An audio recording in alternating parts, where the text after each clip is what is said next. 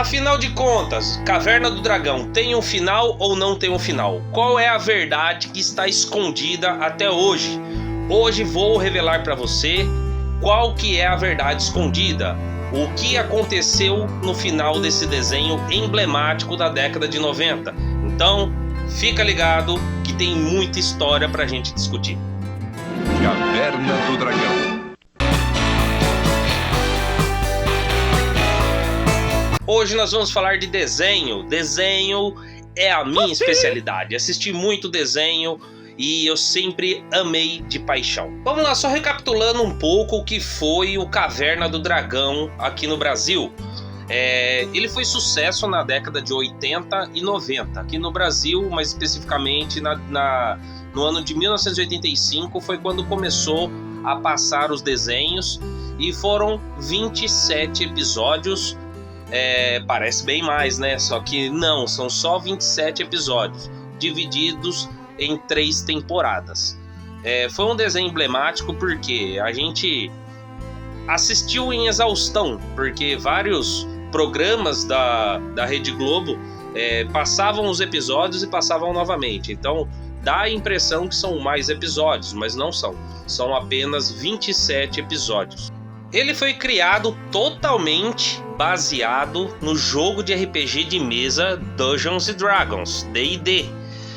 O Dungeons & Dragons foram criados por 2 americanos, o David Anderson e o Gary Gygax, que criaram o jogo de tabuleiro e depois fizeram o desenho em cima do jogo, em cima de uma campanha. O que é uma campanha? É quando tem uma aventura que está sendo regida por um mestre. Então é como se tivesse uma pessoa falando a história e os personagens agindo naquela situação. O desenho nada mais é que uma campanha. E ela foi feita, o desenho foi feito, incrível que pareça, pela Marvel e pela Toei Animation. Então, cara, é uma coisa que muita gente não sabe. A Marvel tem parte do Caverna do Dragão. E a Toei, que é a mesma que faz desenhos como o Dragon Ball, fez a parte da animação do Caverna do Dragão. Os personagens principais, né, para quem não lembra, são o Hank, que é o arqueiro, que tem aquele arco que tem as flechas de energia. Tem o Eric, que é o cavaleiro, que tem o escudo, que é aquele escudo protetor que faz uma cúpula de energia em volta de quem ele está protegendo. Tem a Diana, que é a acrobata, que tem o bastão igual do Goku, que cresce. Tem a Sheila, que é a ladina. Todo bando que se preza de RPG de mesa tem um ladrão entre eles. E a capa de invisibilidade dela é o melhor manto que poderia ter um ladrão, né? Tem o Presto, que é o mago imprestável, que não sai porcaria nenhuma daquele chapéu que presta, né? O Presto não presta, então. E o Bob, que é o bárbaro. O Bob, ele é aquele molequinho menorzinho que tem o tacape, aquele tacape que ele só bate no chão. Dificilmente ele bate no inimigo. Só que é uma arma muito poderosa também. Então, esses são os principais, são os personagens que no episódio 1 eles entram na montanha russa e saem direto no mundo do Caverna do Dragão. Lá no mundo do Caverna do Dragão eles se reúnem ali, cada um já com a sua figuração, e eles ganham essas armas mágicas. Juntamente com essas armas mágicas eles encontram o unicórnio Uni, que é um ser místico. E é um ser místico que só atrapalha. Sempre que eles querem voltar para o mundo deles, ele fica pegando ali no pé do Bob, ou fica em perigo e eles têm que voltar e eles nunca conseguem voltar. Então é esse o enredo básico para quem não lembrava do Caverna do Dragão. Os outros personagens tem o Mestre dos Magos, né, que é como se fosse o mentor e orientador deles naquele reino mágico. Ele aparece do nada, vai embora do nada, parece a nossa mãe entrando na sala e ele muitas vezes ajuda os meninos e muitas vezes ele atrapalha. Existe o vilão, que é o Vingador. Para quem não lembra por que o Vingador ficava atrás dos moleques, ele queria as armas mágicas. As armas mágicas dariam mais poder pro Vingador para ele realizar o plano dele de dominar a Terra inteira lá. Aí tinha também o cavalo do Vingador, que era o cavalo Pesadelo. Para quem não lembra, o Vingador tinha asa e não voava. E o Pesadelo não tinha asa e voava. Então o Vingador estava sempre montado no Pesadelo. Para quem via aquela imagem na década de 90, falava: as pernas do Vingador é forte, porque ele segura o Pesadelo ali só com a força das pernas. Mas não, o Pesadelo voava e o Vingador não voava, apesar de ter as asas dele. E também tinha o Tiamat. Tiamat é uma figura clássica até hoje para quem joga RPG de mesa. O Tiamat aparece. Tiamat é um dragão de várias cabeças de cores diferentes. Cada cabeça de dragão faz uma coisa diferente. Então é uma figura clássica nos RPGs de mesa.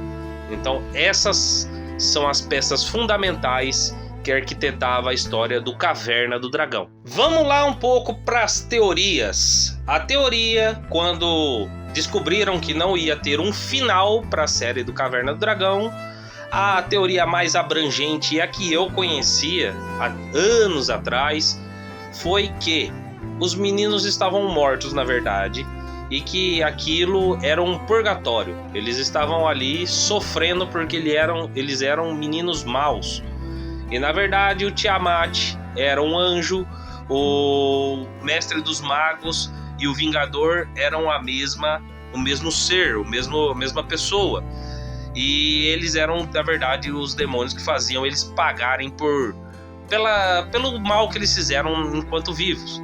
E o Uni, ele era sempre um demoninho que ficava ali aterrorizando eles. Essa foi a maior mentira que contaram pra gente, que foi alimentada, e a gente achou que isso era uma verdade.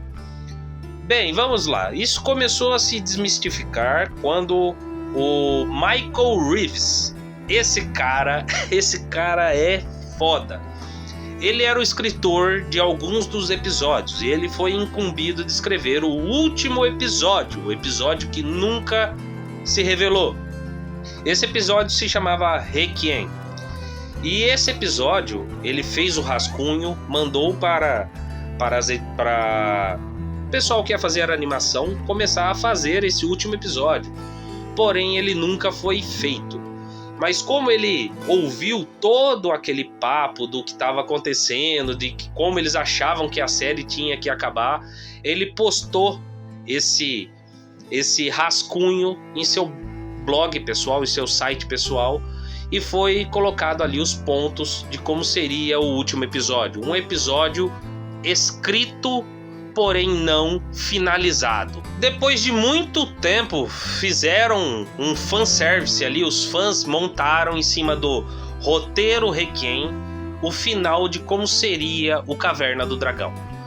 Então eu vou resumir muito brevemente o que o Michael Reeves falou. Vou deixar um pedacinho no trecho aqui para vocês verem. Não se esqueça que isso daí vai ser fundamental para a gente descobrir o que acontece no final do Caverna do Dragão.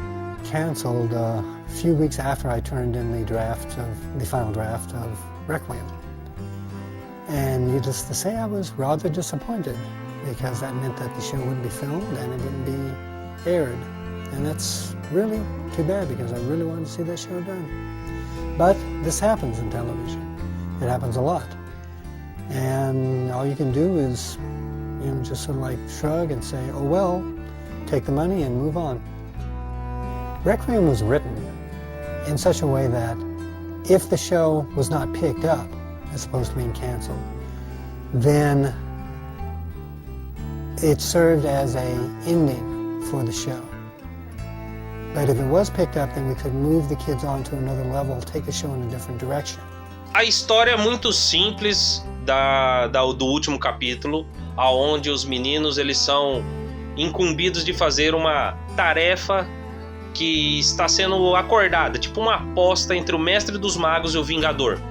Nessa aposta se divide a equipe, então muitos deles vão pro lado ali do Vingador, tentando achar uma possibilidade. E tem aquela coisa, quem assistiu o Caverna do Dragão sabe que o Hank e o Eric sempre tretam. Então a equipe se divide e eles vão cada um para um lado. No final eles se encontram, enfrentam uma Hydra e eles vão em busca e o Mestre dos Magos aparece juntamente com o Vingador.